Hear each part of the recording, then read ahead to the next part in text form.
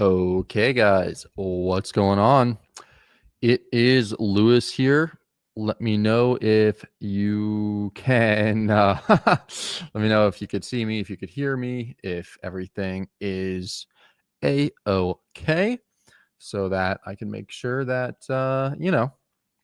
it's going good, and then we will jump right into it.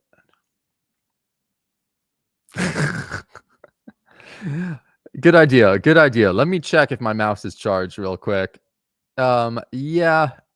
All right, I'm at 58%. And by the way, I use a trackpad.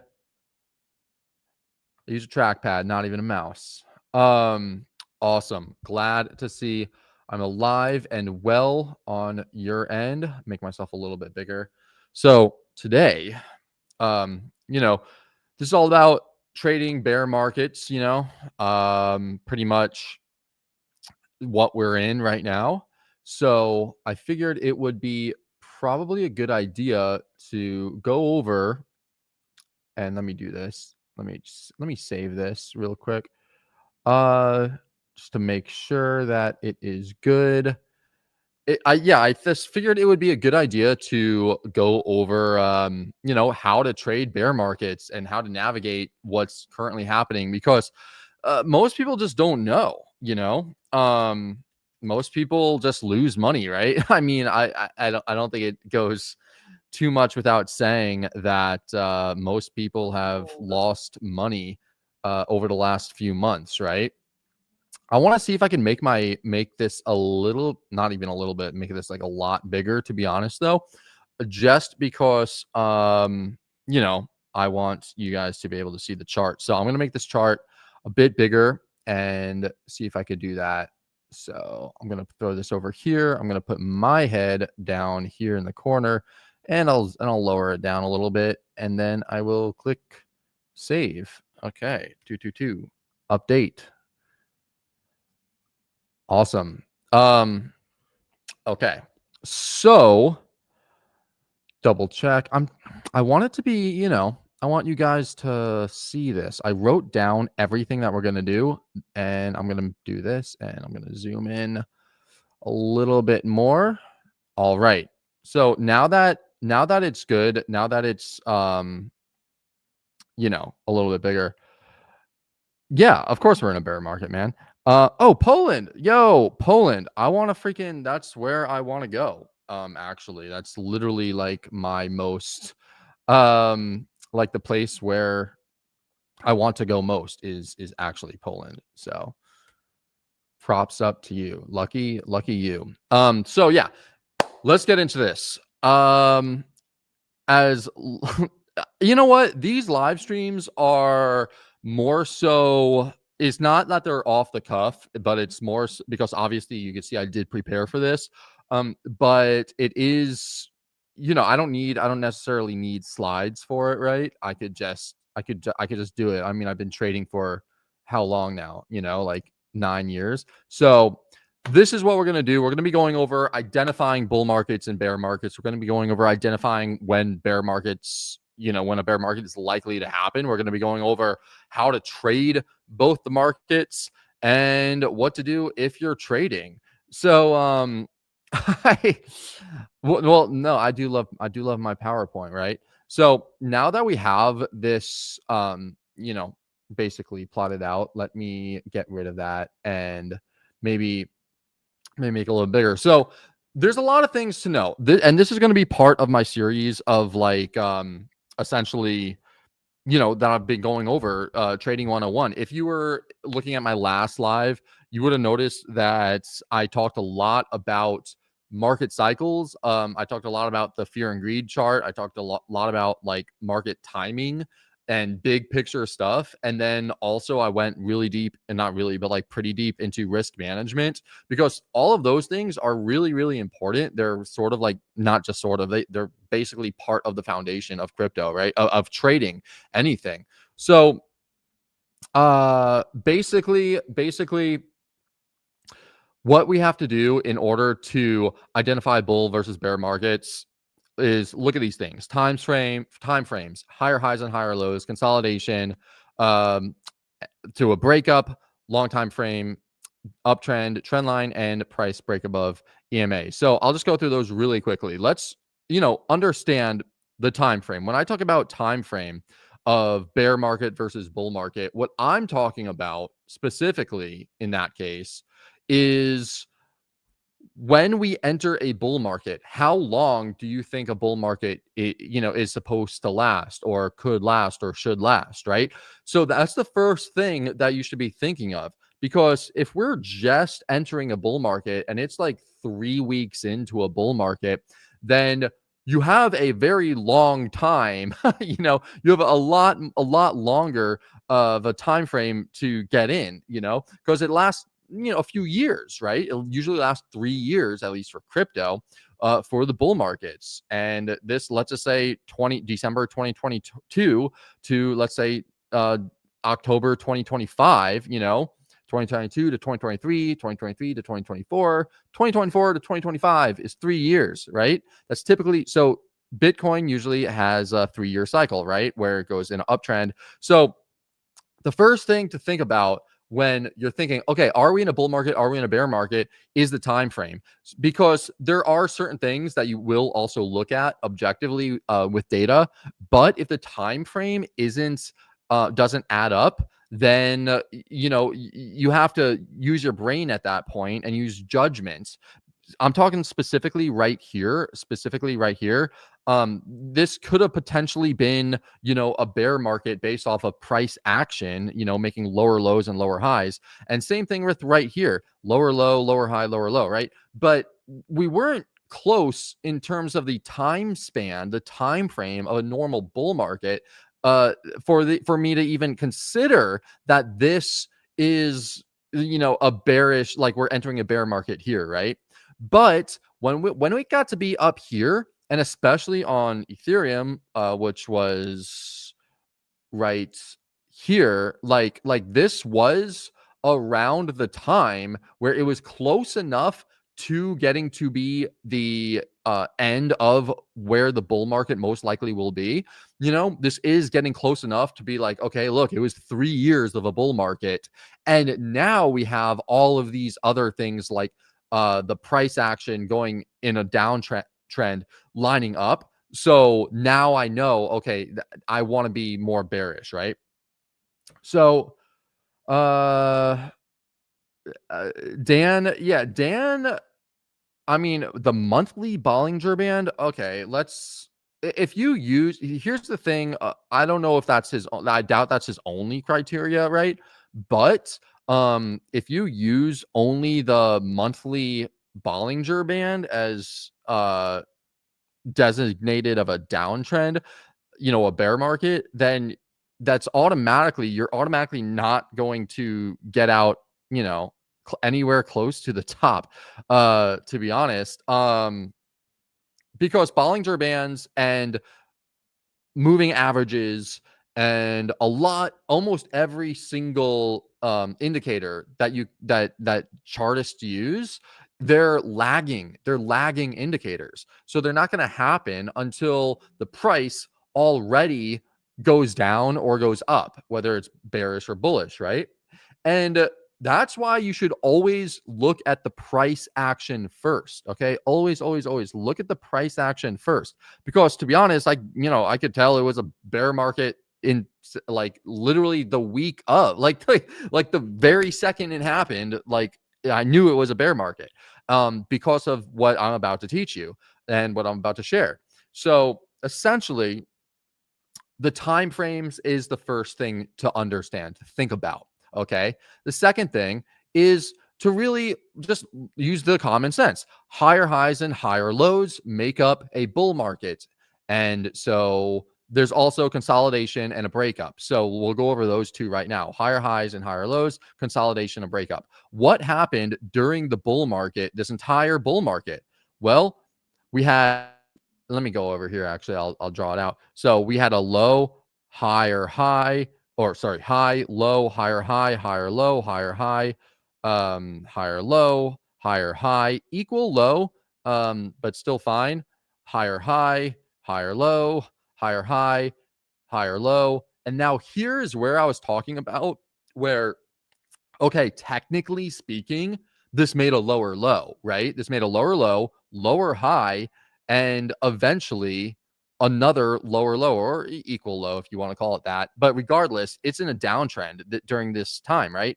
But you can't say, oh, hey, we're in a bear market now just based off of this, because it was only it was only a year, a little bit more than a year into the bull market when this happened.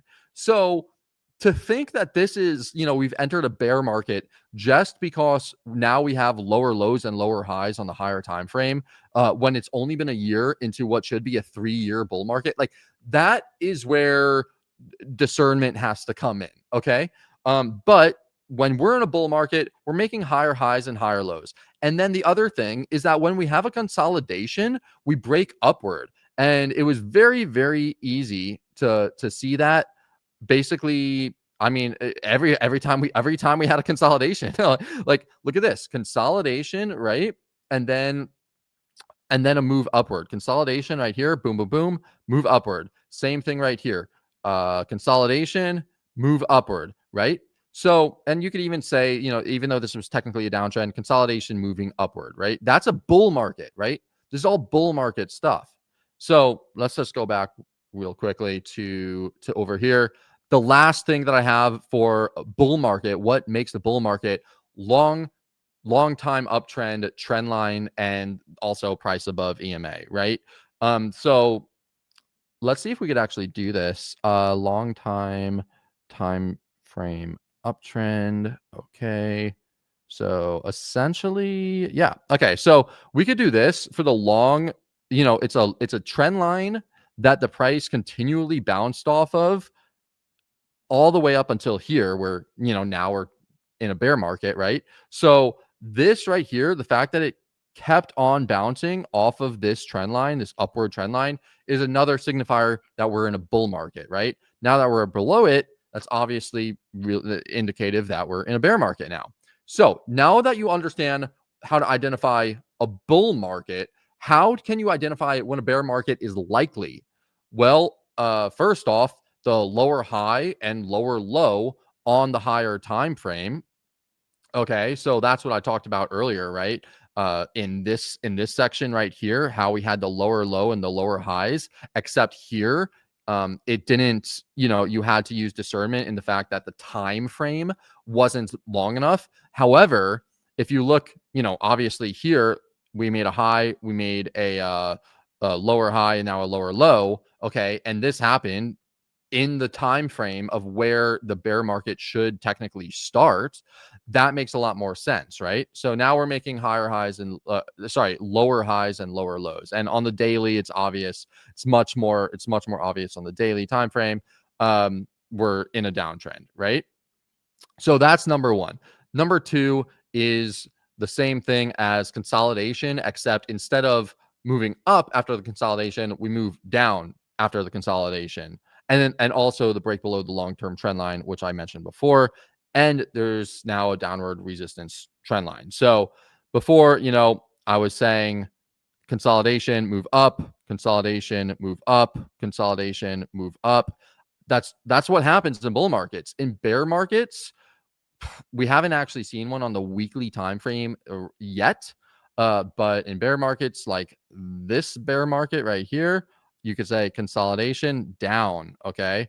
And then consolidation, fake breakout down, consolidation, this whole thing essentially down, right?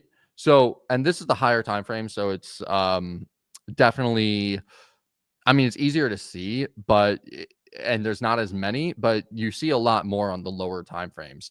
But that's what happens: consolidation down, consolidation down, consolidation down. So just using this, sorry to, be the bearer of bad news, but just using this, if this is some form of consolidation, what's probably likely to happen is another move down.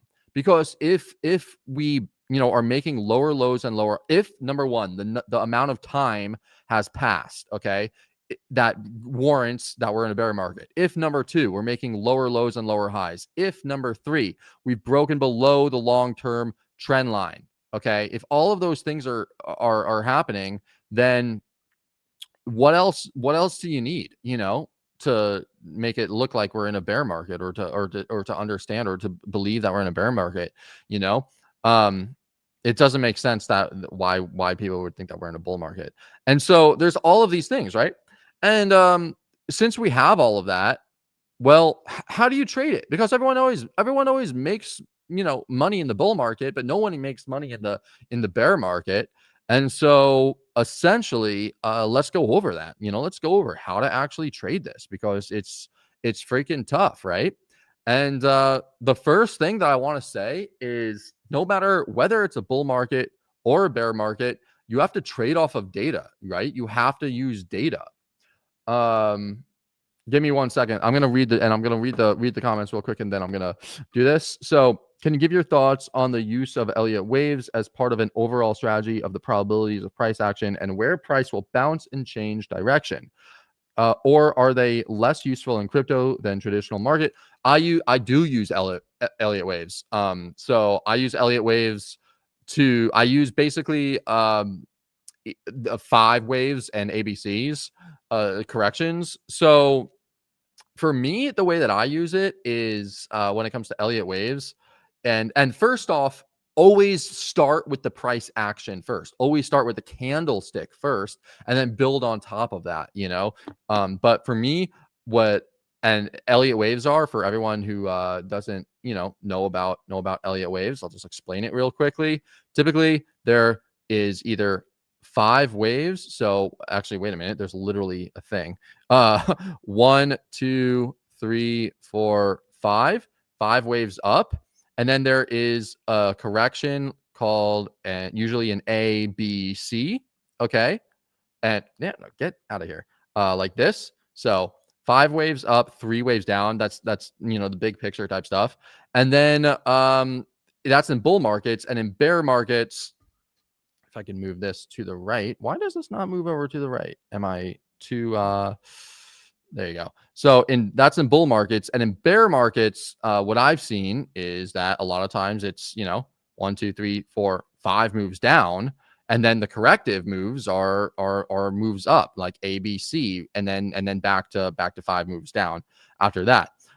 So I have noticed that they do Elliott waves do work very, very, very well, and I've used them multiple times. And a really cool thing to do actually is use Elliott waves. In fact, Elliott waves, if I go back to Bitcoin, I'm pretty Elliott waves was one of the reasons why I was pretty sure it was a bear market. 1, 2, 3, 4, 5. Like, if you look right here, let's like 1, 2, 3, 4. This is like 5 waves up, like a clear 5 waves up pattern, right?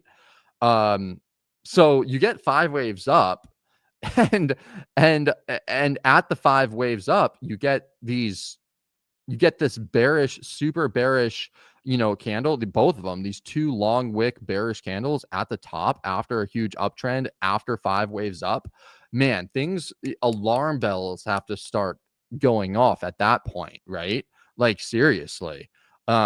So yeah, Elliott waves, I love them. I love Elliott waves, and I use it. And the other thing is that if you go down into, I'll give you a little bit of sauce here, is that on the lower time frames, a lot of the times, I don't know, I have no idea if this works here, but if we're in a bull market, 3, 4, 5, sometimes what you could do, let's see if this works. I don't know whether to use it here. I think it would be from here. 1, 2. Let's just call it this. If you use Elliott waves along with fibs, usually the 61.8 is where we get the bounce from. Although, I mean, it's always the 61.8 as but if you could get it somewhere in this value zone, and it lines up with the high of the two. Honestly, thinking about this, this is literally all the same thing as order blocks and just normal Fibonacci and everything else. But typically, if you get 5 waves up, you could take the Fibonacci from the bottom to the top, from the very bottom to the top, 1 to 5, and then you could get the 61.8 of that, and that's usually where it will rebound. Or if you're a shorter term trader, you could take a lot of the times you could take the Fibonacci of the first wave and basically get in at the 38.2. And you can know if it's more bullish or bearish based off of if it bounces off the 38.2 or if it goes below the 61.8. But I'm getting way too ahead of myself. We need to go back to the bear markets, trading in bear markets, because that's what this is. That's what this stream is supposed to be about, right? So I already told you how to identify bull markets. I already told you how to identify bear markets.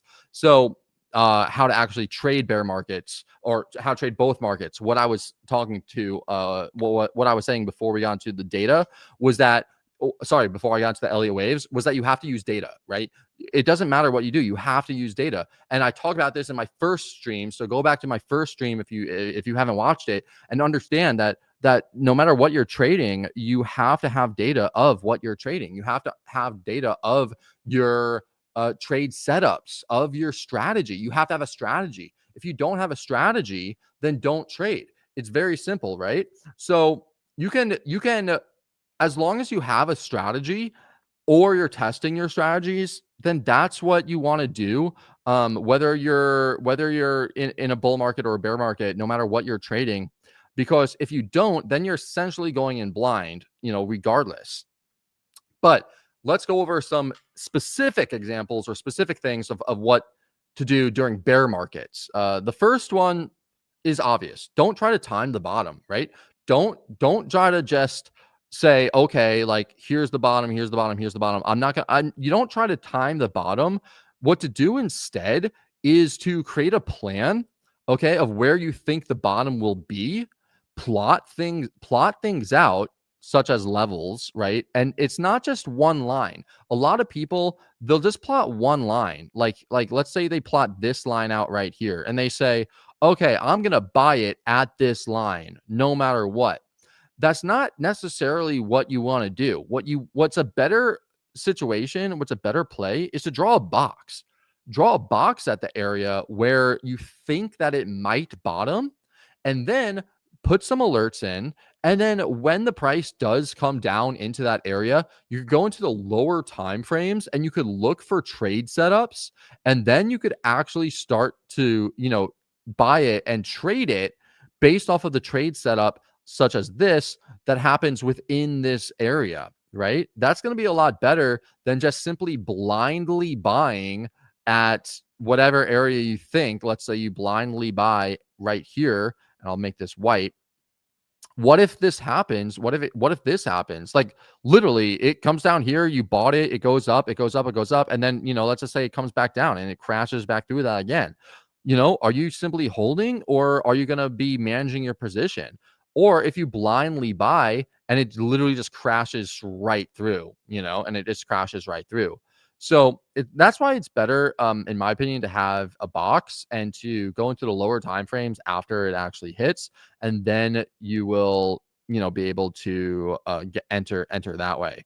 But that's about not timing bottoms. The other thing I want to say about timing bottoms or not, is that if something does come down enough and and you believe in the fundamentals of it, then I would say, okay, it's fine to be a bottom buyer. It's fine to buy and just throw your stack in because, for example, for Bitcoin, right? Let's say that you thought the bottom was going to be, I don't know, right here. Let's say 27,000. Okay. And you ended up full stacking in at 27,000. If you have a long enough time horizon, then, that's going to be fine. So for instance, some people might have the buy orders set at 69,000, right? Because it lines up with the previous all-time highs. And it's like, okay, they could buy it at 69,000 and then maybe the price continues to drop all the way down. But if your time horizon is long enough, then this is going to be most likely of amazing buying opportunity at $69,000, right? Even if it does end up going down to say like $40,000 or something like that.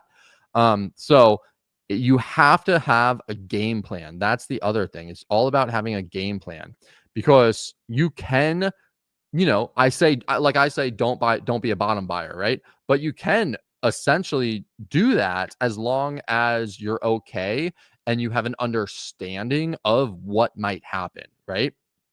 If you don't want to take the risk of having that of having the price continue to go down, then what you could do is you could continue to wait for the price action to tell you and give you clues that it's actually, bottoming out and that it's actually, moving up and now we're back in a bull market. And then you could get in. Okay. It's really up to you. It's everyone has different trading strategies, right? But one other thing that you could do in a bear market is tax loss harvesting. Okay. So let's say you've been buying not even Solana. Let's go to like, I don't know, useless. And let's just say that you were buying this all, this cycle and now it's all the way down here.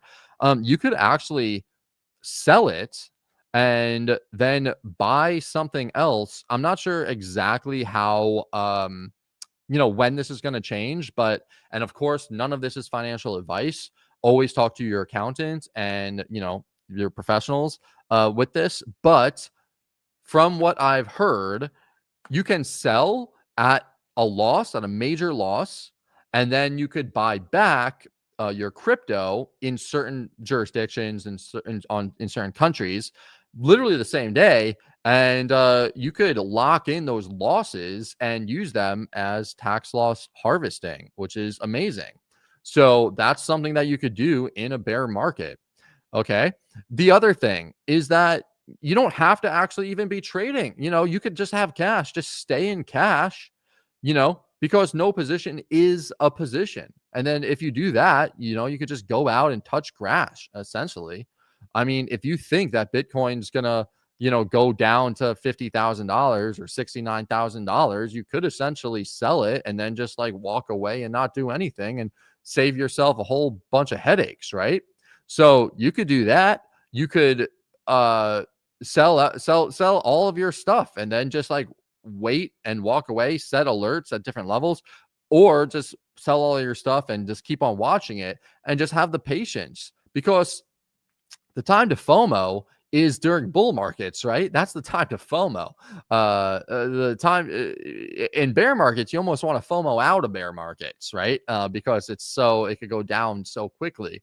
Obviously, it could go up so quickly in bull markets too, which is why FOMOing in bull markets could be okay sometimes. But like, no, if we're in a bear market, there's no need to rush. There's no need to go in. Like I remember during the bull market, I would see a trade setup, or no, I would like see something fundamental. I would see a coin that I like, that I was like, oh, this looks good. I'm going to buy it. But it would be like 2 a.m. So I would go to sleep and I'd say, I'm going to buy it tomorrow. And I would wake up and the next day it's up 200%. Right. But that doesn't happen in bear market. That very, very rarely happens to anything in bear markets. Most things go down in bear markets. So why would you try to rush? You don't need to rush anything. Bear markets, you could slow down, you could touch some grass, you could basically do whatever you want to do in a bear market. But like it would be pretty stupid to be trying to jump in, and long during bear markets. And that's another thing, which is that I guess 2 other things. We'll go to the next one, number 5, which is that, what? Crypto sucks right now. Crypto is super hard. It's really difficult to trade crypto. Why is that? Well, it's because everything freaking goes down. Everything's been going down, and it's been super tough to trade it. But you know what hasn't been going down? Heavy metals and commodities and other metals and nuclear things and energy and all of these other asset classes. So why, you don't have to You don't have to trade just the one thing that are accustomed to. And this is what I learned this is what I learned I learned this in 2017. Sorry, 2018, because in 2018 I was all in crypto. I had 100% of my net worth was in crypto.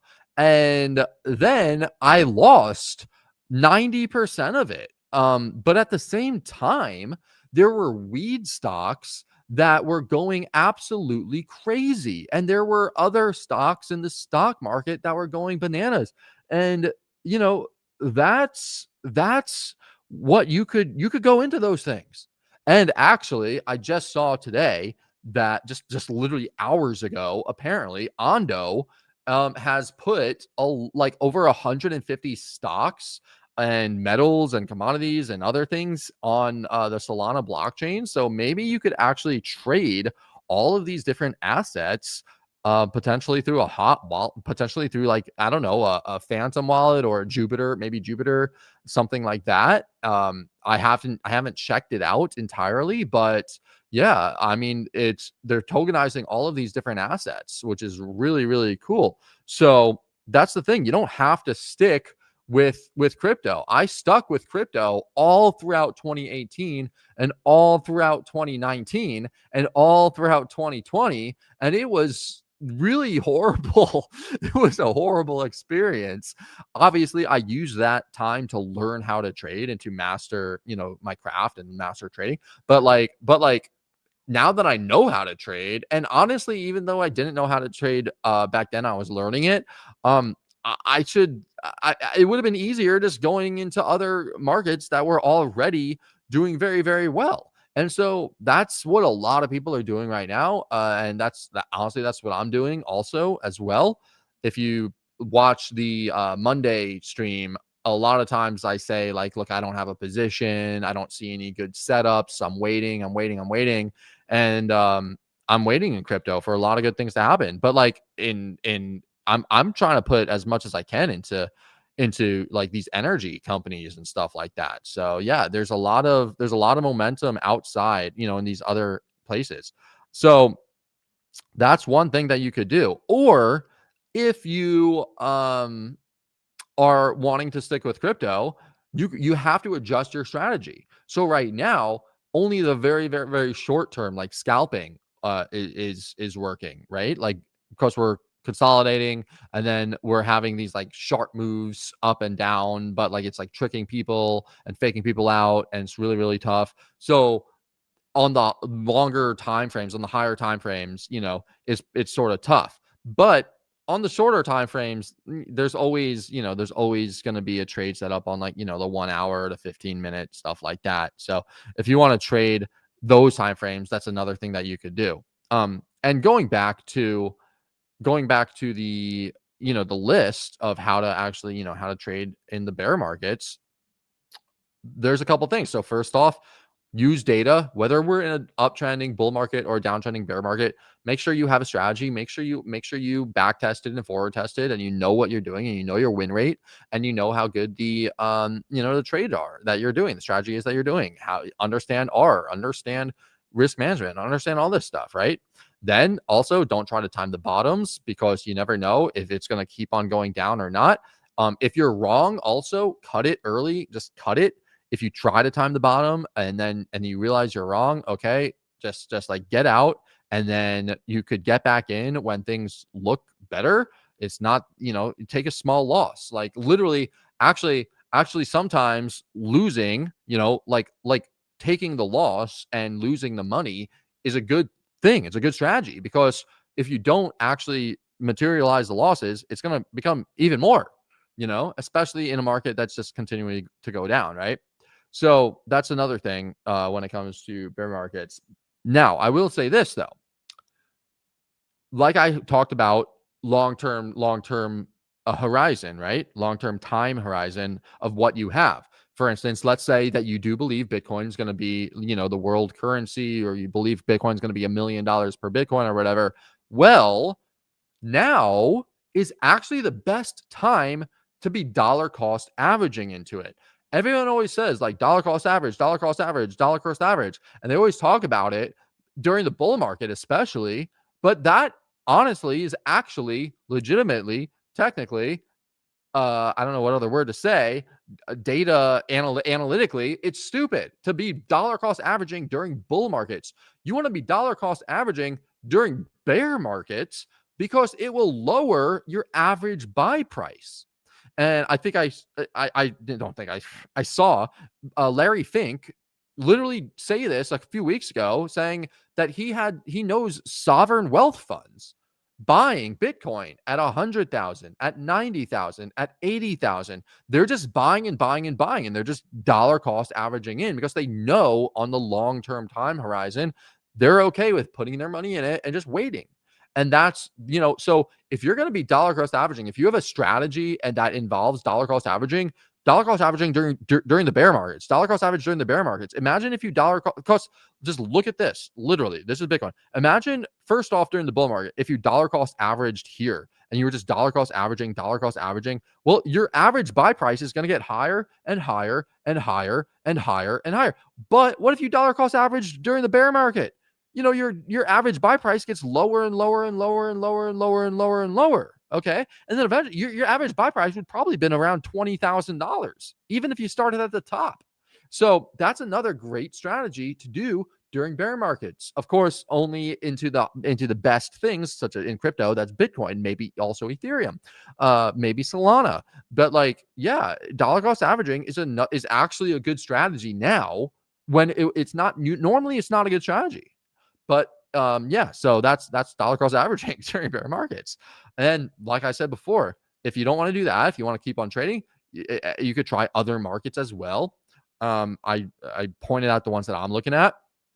And then another thing, use this opportunity to instead of trading like with size.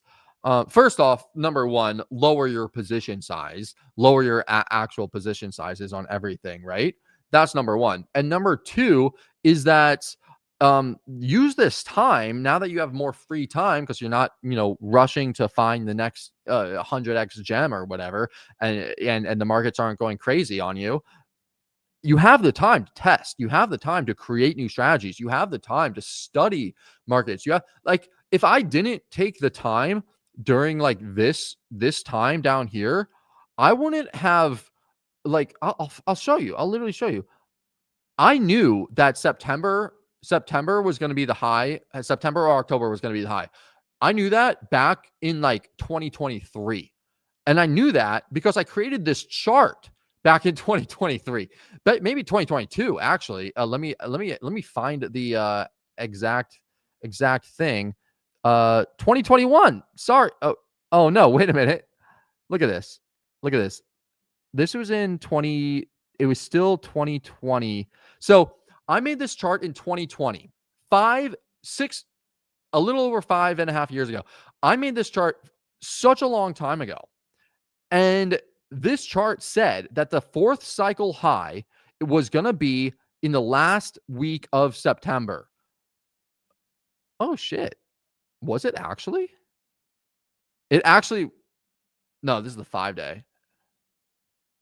But yeah, it worked. This was it. Why did I do this? And I did this during a long time ago when I had more time.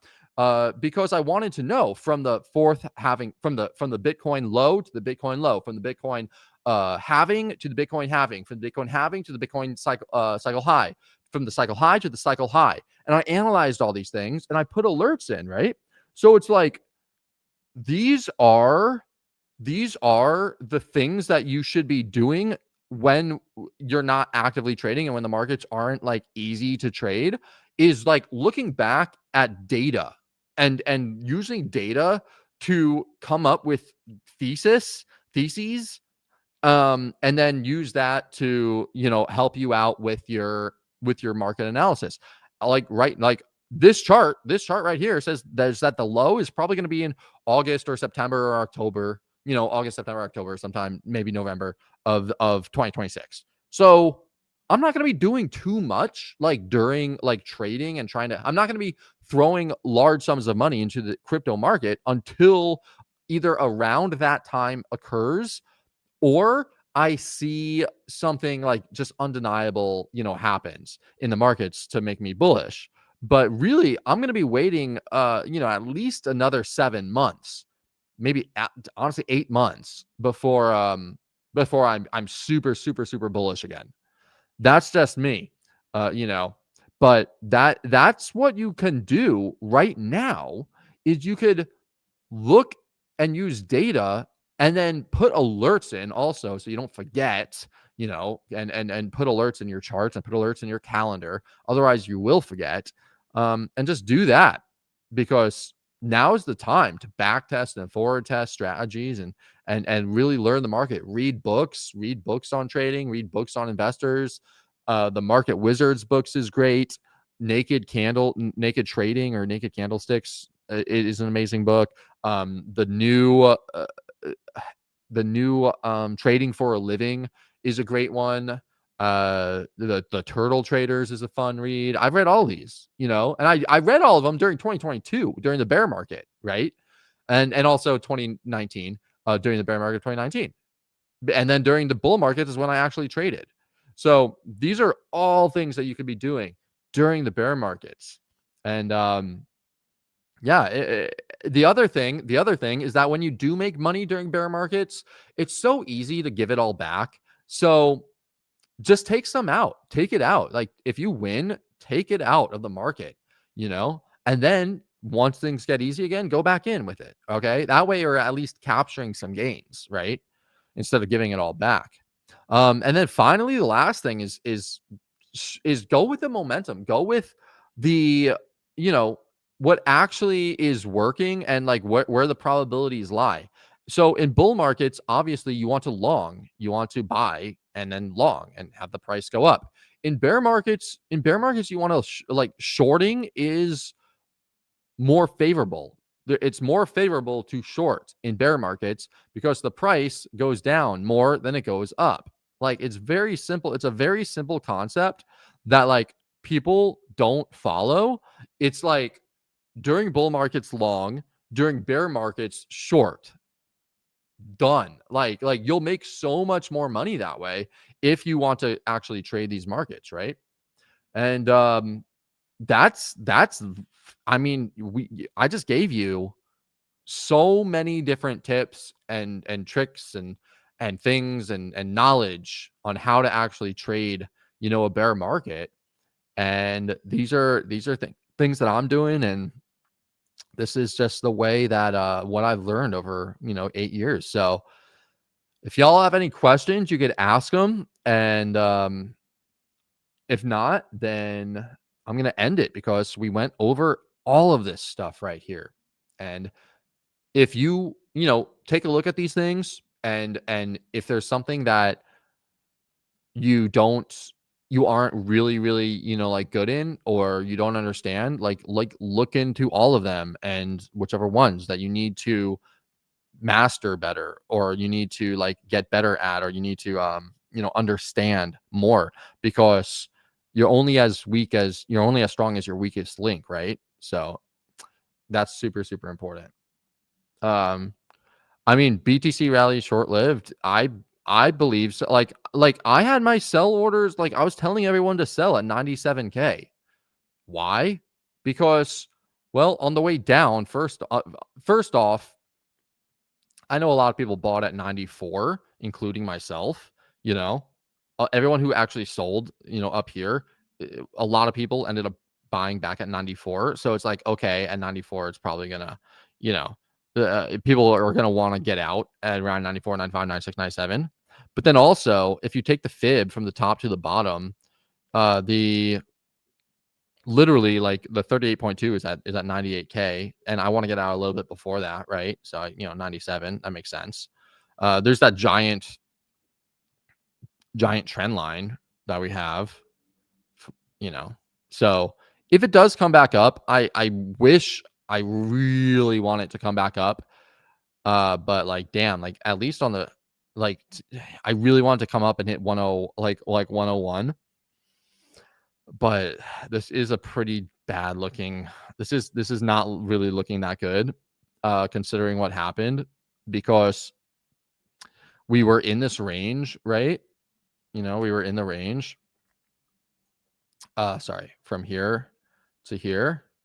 And yeah, we basically broke out of it and had a fake breakout, and then, you know, slammed back down, and now we're back in the range. So I think like 94K is going to be a pretty big it's going to like, remember 94K was this big resistance, like continuously we got rejected from 94, 95. Like I think if it does come back up there, like it's probably going to be another big resistance, you know? It's like I'm not trying to reinvent the wheel or use rocket science here. It's like it got rejected multiple times. It had a fake breakout.